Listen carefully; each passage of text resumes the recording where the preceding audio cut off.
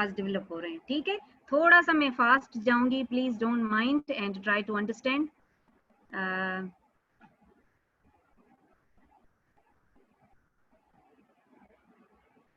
अच्छा, can you see the presentation? से yes और no.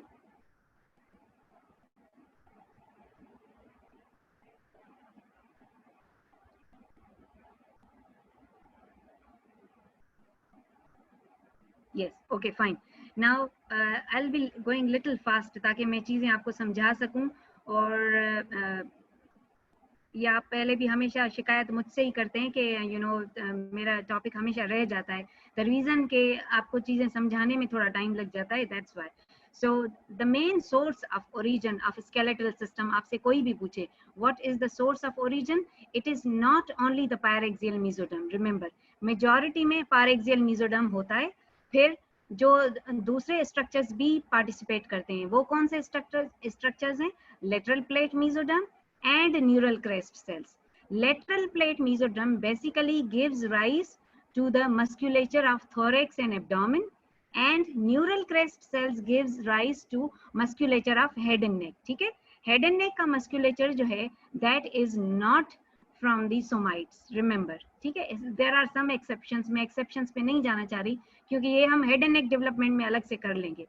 Now the main focus of our this today's lecture is on the paraxial mesoderm, that is development of the paraxial mesoderm to form the somites. Okay, अब somites किस तरह develop होते हैं? आपको पता है कि somites are actually the thickening.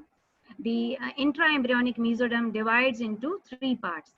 What are those parts? ये इस structure की मैं बात कर रही थी before folding. This is notochord and this is the neural tube. Now, lateral to the notochord and neural tube, we have the intraembryonic mesoderm, which divides into 3 parts. One part is paraxial mesoderm, then intermediate, and finally lateral plate mesoderm, जिससे intraembryonic coelom भी बनती है. We already have discussed.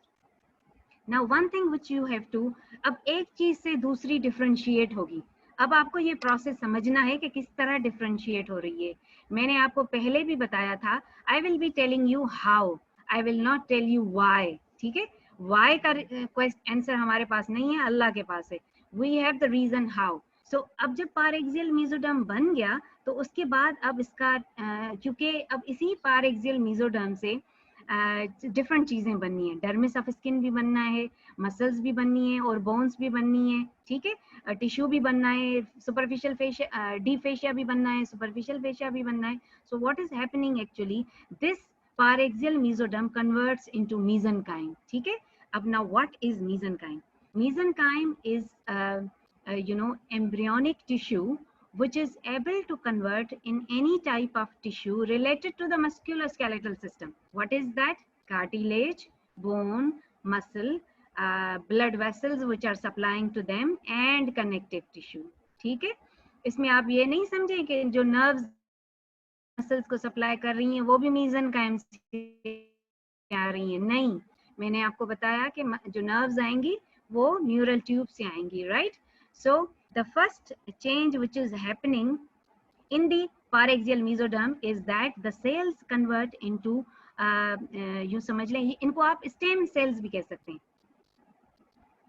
इनको आप stem cells भी कह सकते हैं क्योंकि they have the ability, mesenchyme cells have the ability to convert into bone cell or to fat cell or to cartilage cell. These cells are respectively known as osteoblasts, adipocytes, chondrocytes. Is it clear? Say yes or no. मैंने आपको बताया कि paraxial mesoderm it differentiates into the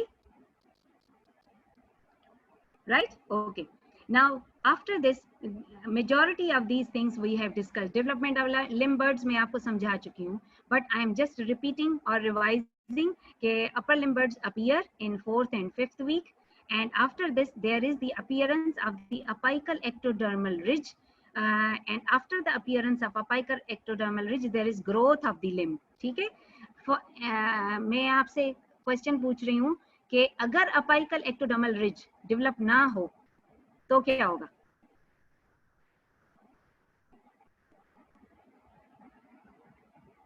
अगर apical ectodermal ridge ना हो तो क्या होगा? No proliferation of cells, growth ही नहीं होगी। वेरी गुड, ठीक है। So now you have the concept what do I mean by the apical ectodermal cells, ठीक है। कनेक्टिव टिश्यू नहीं बेटा, वो कोई वो ग्रोथ ही नहीं होगी उसमें, ना मसल्स बढ़ सकेंगी ना कुछ, okay. Then the next step is after the appearance of the apical ectodermal ridge, there is growth. After growth there is segmentation. First segmentation कहाँ पे होगी? There will be appearance of hand plate and foot plate in the 6th week, जैसे मैंने आपको बताया। उसके बाद क्या होगा? कंस्ट्रिक्शंस अपीयर होंगी, ठीक है। कंस्ट्रिक्शंस अपीयर होंगी, एक कंस्ट्रिक्शन यहाँ पे रिस्ट पे और एक कंस्ट्रिक्शन यहाँ पे होगी एल्बो पे, ताकि जो है, क्यों ये कंस्ट्रिक्शन हो गई? यूं समझ लें कि जो कंस्ट्रिक्शन एल्बो पे अपीयर होगी उससे ऊपर वाला पोर्शन आर्म बना देगा और उसके नीचे वाला पोर्शन फोर आर्म बना देगा। तो यूं समझ लें कि ये कंस्ट्रिक्शंस बहुत इंपॉर्टेंट है, इसमें जीन्स इन्वॉल्व हैं। सिर्फ ये नहीं है कि मैं जो है फॉर एग्जांपल डो या आटा लूं और उसको बीच में यूं कंस्ट्रिक्ट कर दूं तो वो आटा अलग हो जाएगा, ये आटा अलग हो जाएगा, नहीं। लेकिन खुदा की कुदरत है कि ये कंस्ट्रिक्शन जब अल्लाह ने इस आटे में या डो में अगर कंस्ट्रिक्शन बनाई तो ऊपर का पार्ट दूसरी तरफ फंक्शन कर रहा है, नीचे का पार्ट दूसरी तरफ फंक्शन कर रहा है, okay. So these are actually all stimuli. After the appearance of constrictions, then indentations appear, ठीक है। अब अगर मेरी 5 उंगलियां हैं और आपकी भी हैं माशाल्लाह से, let me hold my hand like this, तो ये 5 हैं, तो कितने इंडेंटेशंस अपीयर होंगे? कितनी इंडेंटेशंस अपीयर होंगी to form? Yes, very good, ठीक है। 4 इंडेंटेशंस अपीयर होंगी। अगर 5 इंडेंटेशन हो जाएं तो क्या होगा? अगर 5, वेरी गुड, 6 फिंगर्स हो जाएंगी। This is the reason for the polydactyly, okay. अच्छा, अगर 3 इंडेंटेशंस हों तो क्या होगा? अगर 3 indentation, syndactyly, excellent, excellent, syndactyly, that means the fingers will be joined, right? So this is the concept. मैं आपको congenital abnormalities भी समझ आ गई। I'll be just showing you diagrams, right? Okay. So then finally there is the limb rotation, जो हमने मैंने आपको बताया भी कि what is limb rotation। तो यूं समझ लें, ये limb development मैंने आपको समझा दिया। These are just the to give you a concept। आप देख सकते हैं ये जो स्ट्रक्चर है, this is apical ectodermal ridge, और आप देख सकते हैं कितने सेल्स हैं, ठीक है। Cells, this is electron micrograph structure of the embryo. ये लिम्बर्ड है और ये एंड पे अपाइकल एक्टोडर्मल रिज है, जिसकी वजह से this is whole mesenchyme which is going to convert into muscles as well as other structures. आप देख सकते हैं रियल ह्यूमन एम्ब्रियो में दिस इज द लिम्बर्ड, उसके बाद ये हैंड प्लेट और फुट प्लेट बन गए, और उसके बाद फिर कंस्ट्रिक्शन एल्बो की अपीयर हुई, and ultimately there will be rotation and development, ठीक है। ये हैंड प्लेट है एंड फुट प्लेट, और उसके बाद आप देख सकते हैं कि किस तरह इंडेंटेशंस अपीयर हो रही हैं। और ये इंडेंटेशंस, अच्छा, ये इंडेंटेशंस जो हो रही हैं इसमें एक्चुअली टिश्यू सेल डेथ होती है, ठीक है, cell death, and that is known as apoptosis, ठीक है। This cell programmed cell death, apoptosis आपको पता है क्या है? ये वैसे फिजियोलॉजी का टॉपिक है, हमारा नहीं है, बट एपोप्टोसिस का पता है ना? It is a programmed cell death. जो नॉर्मल बॉडी के लिए सेल डेथ हो उसको प्रोग्राम्ड सेल डेथ कहते हैं, right? So this programmed cell death will cause apoptosis and ultimately it will end up in the formation of 5 beautiful fingers, ठीक है। अच्छा, फिर नेल्स किस तरह बनेंगे? जो डॉर्सल सरफेस पे, सिर्फ डॉर्सल सरफेस पे जो एक्टोडर्म है वो थिक होके नेल प्लेट बनाएगा और उसके बाद नेल्स बन जाएंगे, ठीक है। And this nail formation process continues even after birth. अगर कोई न्यूबॉर्न बेबी है किसी के घर में, जरा देख लीजिएगा, उसके नेल्स इतने सॉफ्ट होते हैं, बिल्कुल एक जो है ना थिन ट्रांसपेरेंट, उसके बाद वो थिक होना शुरू होते हैं। Now there is then rotation during 7th week, यहाँ लिखा है, but majority of the books write that it is during the 8th week, and the upper limbards rotates 90 degree laterally, lower limbards rotate 90 degree medially, so that the extensor compartment of the lower limbard faces front and extensor compartment of the upper limb faces on the lateral and the posterior side. I hope it's clear. Now development of the skeleton. अच्छा, development of skeleton में आपको ये चीजें समझनी है कि first let me tell you the parts. अच्छा, मैं वो पॉइंट डिस्कस कर रही थी but I went back. Yes, come back to. Are you on this where there are somites?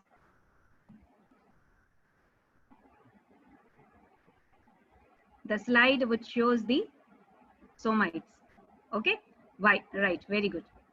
Now this somite after formation of mesenchyme, ठीक है, mesenchyme के बाद ये टिश्यू डिफरेंशिएट होगा. एक होगा एंटीरियर पोर्शन, ठीक है, या इसको हम कहते हैं एंटीरोलैटरल भी कहते हैं. ये पोर्शन जो एंटीरियर पोर्शन है, जहां पे ऑरेंज कलर का कलर भी है, दिस इज नोन एज डर्मेटोमायोटोम. क्या कहते हैं इसको? डर्मेटोमायोटोम. इससे क्या डेवलप होगा? Is the name indicates, dermis and muscle. ठीक है, ये नॉट एपिथेलियम. स्किन का मतलब है epithelium. Skin is a derivative of ectoderm. Remember, dermis is a derivative of mesoderm. ये जरा आप कंसेप्ट क्लियर कीजिएगा. जिसने भी स्किन लिखा, एक्चुअली बहुत ऊपर चला गया मैसेज. तो ये स्किन बनाएगा. ये जो ब्लू लाइन देख रहे हैं ना आप बाहर एक्टोडर्म की, ये एपिथेलियम बनाएगी. Actually no doubt skin is made up of epithelium और एपिडर्मिस एंड डर्मिस. ठीक है, epidermis of the skin is derived from the ectoderm. The dermis of the skin is derived from mesoderm. ठीक है, तो जो mesenchymal cells हैं, they will differentiate into two parts. जो superficial portion होगा वो differentiate करेगा dermatomyotome में, और जो deeper portion होगा वो sclerotome में. ये इस तरह क्यों है? बाहर वाला portion क्यों bone में नहीं differentiate हो रहा? What is the time, Mir? What is the time? Okay. 28. 28? Okay. Okay, fine. Thank you. So I was coming back. The reason that why muscles and dermis they are outside is, आप देखें ना, bone बिल्कुल अंदर है, उसके around muscles हैं, फिर dermis है, फिर skin है, isn't it? Right? ठीक है, एंटीरियर ना, नो, मतलब मसल्स जो हैं they are around the bones. ठीक है, ओके. सो इट इज, क्योंकि ये मसल्स फिर ऑल अराउंड बोन्स आ जाएंगी, एंटीरियर भी होंगी, पोस्टीरियर भी होंगी. Okay, let me repeat this, Anusha. The mesenchyme of the paraxial mesoderm differentiates into two portions. One is anterolateral and another is posteromedial. ठीक है, पोस्टीरोमीडियल इसलिए कि ये बोन्स फिर अंदर चली जाएंगी बॉडी में, बॉडी के बीच में रहेंगी और उसके ऑल अराउंड फिर मसल्स कवर कर लेंगी. ये आप देख रहे हैं ना, इसकी नेक्स्ट डायग्राम ये है. आप देखें मसल्स किस तरह ग्रो कर रही हैं ऑल अराउंड, और यहाँ पे जो अंदर सेल्स हैं ये बोन बनाएंगे. Okay, so sclerotome and dermatomyotome. अगर ये बात समझ नहीं आ रही तो सिर्फ समझ लें कि paraxial mesoderm differentiates into mesenchyme. Mesenchyme forms the sclerotome and dermatomyotome. Dermatomyotome will form muscles and dermis. Sclerotome will form the bones. Okay, so हमने ये development of limbs कर लिया. Now what is happening? How bone is developing? Actually, the bone within the embryo, first most of the bones, ठीक है, मैं आपको जो common चीजें हैं पहले वो बता रही हूँ कि during development what is happening. Actually there is development of the bones. How there is development of the bones? There is development of bones by different ossification methods. आपने पढ़े भी होंगे during the general anatomy. One is intramembranous ossification, another is another is chondrogenic ossification. ठीक है, अब जो membranous ossification है, in that mesenchyme directly changes into bone. Is it clear? जो chondrogenic ossification है, in that mesenchyme first changes into cartilage and then cartilage changes into bone. Okay, and majority of the bones, जो bones हमारी body में mainly हैं, except head and neck, except this clavicle, these bones are by they are first formed into cartilage and then they are converted into the bone. Okay, so how the bones are formed? Actually ये फिर मैंने detail रखी है, आप अपनी knowledge के लिए पढ़ सकते हैं. Let me make you understand on the diagram. This is the mesenchyme, right? Can you all see the diagram? This is the mesenchyme which first changes into cartilage. ठीक है, अब cartilage में क्यों convert हो रहा है mesenchyme? क्योंकि एक soft एक क्या कहते हैं वो, एक सॉफ्ट, मेरे जहन में वर्ड नहीं आ रहा, एक सॉफ्ट स्ट्रक्चर बन जाता है, वो फिर आगे जाके हार्ड स्ट्रक्चर बनाएगा। ठीक है, तो फर्स्ट सॉफ्ट स्ट्रक्चर बनेगा and then there will be formation of the bone. So mesenchyme has changed into cartilage. These cartilage will get the blood supply and then convert into bone. Remember this point. ठीक है, जैसे ही blood vessels आएंगी तो osteoblasts form हो जाएंगे। अब ये समझ लें कि ये जो और ये कन्वर्जन है, these cartilage cells after getting blood supply are changing into osteoblasts and starting bone formation. लेकिन यही cartilage cells एपिफाइसिस के करीब चेंज नहीं होंगे। ओके, जो this is called primary and secondary ossification center. All the primary ossification centers in long bones, they appear in the diaphysis या shaft में appear होते हैं। All the secondary cartilaginous center, secondary ossification centers, they appear near the ends of the bone. क्योंकि आपको पता है कि birth के बाद जो ग्रोथ होती है, that main growth is near the ends. Ends पे बोन accumulate होती जाती है and ultimately till 25 years, 18 to 25 years आपकी maximum growth आएगी, उसके बाद आपकी height develop नहीं होगी।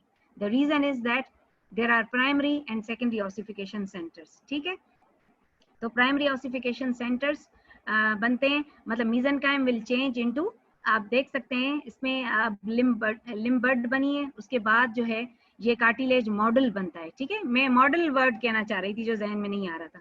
कार्टिलेज मॉडल जो है वो, what is that cartilage model? The cartilage model is actually the mesenchyme changed into chondrocytes. अब जो कॉन्ड्रोसाइट्स बने वो यहाँ पे फोरआर्म में डिफरेंशिएट हो जाएंगे।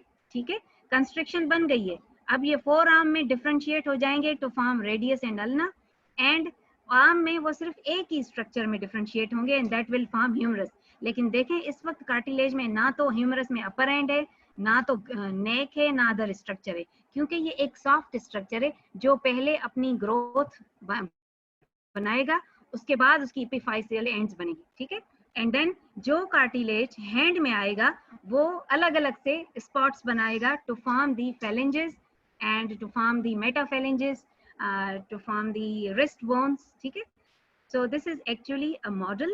Above that model there will be chondrification, मतलब cartilage cells आएंगे, और in that model there will be ossification as well to form the bones. ठीक है, न्यूरोक्रेनियम मैं डिस्कस नहीं कर रही, ये स्लाइड मैंने सिर्फ आपके लिए इसलिए रखी थी कि there would be just to tell you that head and neck development is a separate topic, क्योंकि ये बुक में स्टार्टिंग में लिखा हुआ है, फिर आप लोग सब मुझसे पूछना शुरू कर देंगे। सो achondroplasia is the developmental abnormality. आपने बहुत सारे लोग देखे होंगे जिनका आपको हेड तो नॉर्मल मिलेगा, ठीक है, लेकिन उनकी बॉडी छोटी होगी। सर मतलब हेड की साइज बिल्कुल नॉर्मल है अपनी उम्र के हिसाब से, लेकिन उनकी बॉडी, उनके हैंड्स, उनके फिंगर्स आपको बहुत छोटे छोटे से, dwarf, snow white and the seven dwarfs आपने देखे हैं ना, तो उनका हेड बिल्कुल नॉर्मल होता है लेकिन नीचे बॉडी डॉर्फ है। ठीक है, तो आपने अपनी रियल लाइफ में भी काफी देखे होंगे। This is because of disturbance in the formation of the cartilage as well as then bone model. ठीक है, and ultimately this will lead to dwarfism or short stature, and this is known as achondroplasia. ठीक है, अब आप इसमें मुझे ये बताएं कि इसमें हेड की साइज नॉर्मल क्यों है? I'll be looking at your reply. अच्छा, joints के लिए simple, how joints are developed. Joints are a structure जिनकी वजह से every movement is possible in the body. अगर joints ना होते तो हम इस तरह होते, देखें दरवाजा खोलने के लिए भी एक joint है, ठीक है, that is जिसको हम hinges कहते हैं। उस joint hinge की वजह से वो दरवाजा खुल रहा है और ओपन हो रहा है, लेकिन क्या आप दरवाजे को यूं मरोड़ सकते हैं? नहीं ना, जब तक वो फोल्डिंग वाला दरवाजा ना हो आप तो यूं नहीं मरोड़ सकते ना, लेकिन हम अपने हैंड को यहाँ पे मरोड़ रहे हैं, फिंगर को यहाँ पे मरोड़ रहे हैं, ठीक है, फ्लेक्स कर रहे हैं, एल्बो को यहाँ और शोल्डर को यहाँ, क्यों कर रहे हैं? Because of joints. तो जो अब जॉइंट्स किस तरह बन रहे हैं, बहुत कॉम्प्लिकेटेड प्रोसेस है, लेकिन इस वक्त आपकी लेवल पे ये समझना जरूरी है कि there are different factors which are responsible.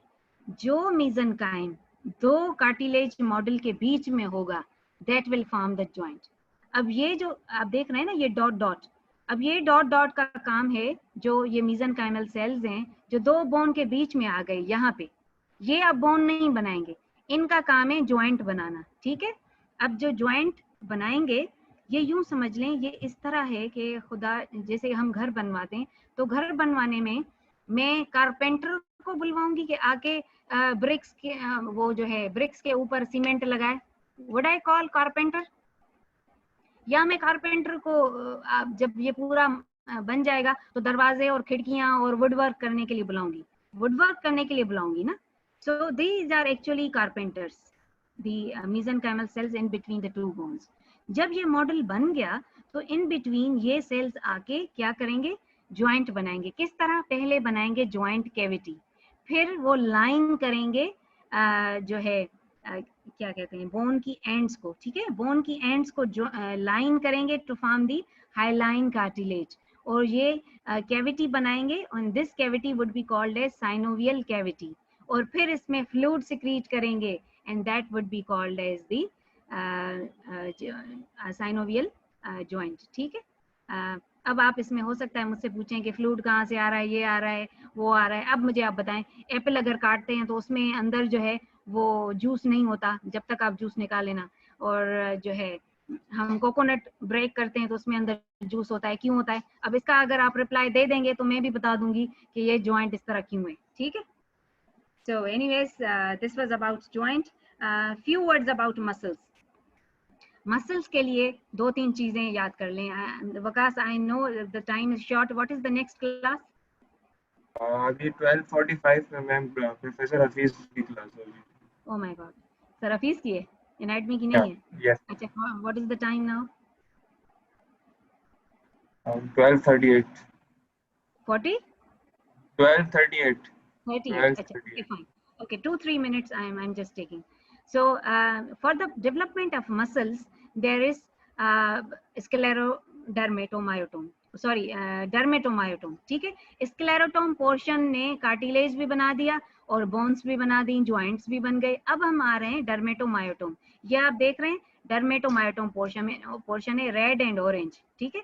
अब ये पोर्शन फिर दो में डिवाइड हो रहा है, पहले आप समझ लें कैसे डिवाइड हो रहा है। एक पोर्शन जो पीछे जाएगा न्यूरल ट्यूब के, this is known as epaxial, EPAXIAL, ठीक है, एप एक्सियल, और दूसरा बनाएगा hypaxial. Epaxial will go posterior to the neural tube and will form muscles of back, ठीक है, मसल्स ऑफ बैक। और जो हाइप एक्सियल, देखें एप एक्सियल पोर्शन छोटा है क्योंकि ये सिर्फ बैक की मसल्स बनाएगा, यहाँ तक एप एक्सियल है। अच्छा, दूसरा पोर्शन जो बड़ा है वो उसको क्या कहते हैं? Hype axial. हाइप एक्सियल से क्या बनेगा? Muscles of thorax, muscles of abdomen, muscles of limbs, इसीलिए ये पोर्शन बड़ा है, ठीक है। तो dermatomyotome will divide into dermis and myotome, myotome portion will divide, ठीक है। लेकिन आप ये समझ लें कि डर्मेटोमायोटोम साथ ही ट्रेवल करते हैं, क्योंकि पीछे भी तो डर्मिस होगा ना, और आगे भी, और इसी तरह लिम्स में भी। So this would be apexial portion will form the muscles and dermis of the back, and hypaxial portion will form muscles and the muscles and dermis of the front and limbs, ठीक है। अच्छा, एक और जो यहाँ पे आप पढ़ेंगे, जब भी लिम्स की आप नर्व सप्लाई पढ़ेंगे तो आप जैसे ब्रेकियल प्लेक्सस है, आपने पढ़ा होगा, it is formed by the ventral primary रेमाई of C5 till T1. Lower limb is supplied by the ventral primary rami of the L1 till S2. ये हम क्यों कहते हैं? क्योंकि hypaxial muscles are supplied by ventral rami. अब ये देखें, come back to this, ये येलो स्ट्रक्चर नजर आ रहा है सबको, ठीक है। ये yellow structure is actually formation of the spinal nerve, जो हम आपको फर्स्ट ईयर में पढ़ा चुके हैं। फर्स्ट ईयर में कब पढ़ाया था हमने? नर्वस सिस्टम में पढ़ाया था, right. So this is the actually a spinal nerve is a combination of ventral and dorsal rami. जो dorsal rami है that combines with the ventral rami, or this spinal nerve then again divides into a ventral and a dorsal part, or anterior and a dorsal part, ठीक है। जो dorsal part है that will supply the apexial muscles, the ventral root will supply the hypaxial muscle, इसीलिए ये limb birds हैं। देखें, ये muscles limb birds की तरफ जा रही हैं तो अपनी नर्व सप्लाई अपने साथ लेके जा रही हैं, और ये फिर सारी की सारी मसल्स जो एक्सटेंसर्स हैं वो सारी एक्सटेंसर्स बनाएंगी, जो फ्लेक्सर्स हैं वो सारी फ्लेक्सर्स बनाएंगी, अपनी नर्व्स अपने साथ लेके जा रही हैं, ठीक है। सो व्हाट इज हैपनिंग कि ventral rami is supplying the whole abdominal wall, thoracic wall as well as limb muscles. The short dorsal ramus is supplying the muscles of the back. Okay, ये nerve supply के लिए आ गया, ये thorax और muscles, ये इस तरह फिर मसल्स ग्रुप्स जो हैं, ग्रुप्स ऑफ मसल्स ट्रेवल करते हैं, जो अपोजिट C5 till T1 होंगे, groups of mesenchymal cells developing into muscles, they will travel into the, ये आप देख सकते हैं, they will travel into the upper limb buds, और जो अपोजिट लंबोसेक्रल रीजन होंगे they will travel into the lower limb buds. बाकी जो बीच में होंगे वो एब्डोमेन की मसल्स बनाएंगे और अपर पार्ट में वो थोरेक्स की मसल्स बनाएंगे. Forget about the head and neck muscles. Okay, so this was how the muscles develop. The muscles develop from primarily from the dermatomyotome portion. That dermatomyotome portion will form the specific muscle groups, and ultimately these will get their nerve supply, and after getting the nerve supply they will travel, and when the muscle groups will reach at their destinations they will differentiate into different groups. वो किस तरह differentiate होंगे? They will form myoblasts, then they will form muscle fiber. आपको पता है ना, skeletal muscle is actually in the form of a fiber, and this is also a sort of permanent cell जो further divide नहीं होगा, ठीक है. So ultimately by the end of the 3rd month, first trimester, we'll be getting these striated muscles. Few congenital abnormalities जो मैं आपको दिखा रही हूँ, वो congenital abnormalities क्यों होती हैं?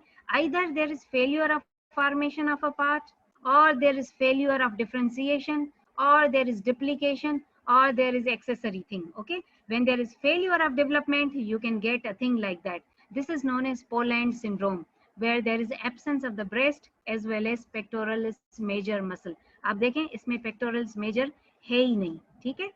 So a person will appear like this, absence of the pectoralis major. Absence of diaphragm can also happen.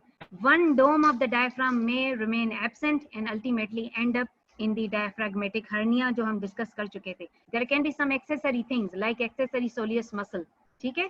Accessory muscle होगी तो उसका कोई नुकसान तो नहीं होगा, लेकिन बहरहाल एनाटॉमिकल चेंजेस आ जाएंगी कि अगर हम सर्जरी कर रहे हैं तो एक की जगह 2 मसल्स हैं तो सर्जन परेशान हो जाएगा कि यार हमने तो एक ही मसल पड़ी थी, ये दूसरी कहाँ से आ गई, ठीक है. So this is actually accessory muscle.